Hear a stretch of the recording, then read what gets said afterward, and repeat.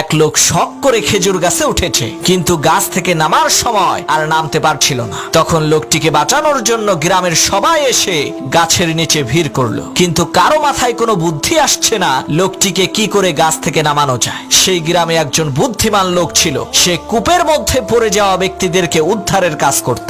সেই বুদ্ধিমান লোক সেখানে এসে একটি রশি খেজুর গাছের মাথায় ছুঁড়ে মারলেন এবং খেজুর গাছের আগায় বসে থাকা সেই লোকটিকে রশিটি ধরে মাজায় বেঁধে ফেলতে বললেন, আর রশির অপর প্রান্তে কয়েকজন লোককে ধরতে বললেন। বুদ্ধিমান লোকটির কথা মতো তারা রশিটিকে ধরলেন। হঠাৎ করে সেই বুদ্ধিমান লোক বলল, এখন টান মারো। লোকেরা রশি ধরে টান দিল, সাথে সাথে সেই খেজুর গাছে থাকা লোকটি মাটিতে পড়ে মারা গেল। তখন গ্রামের লোকেরা বলল, আপনি এটা কেমন কাজ করলেন? লোকটা মরে গেল।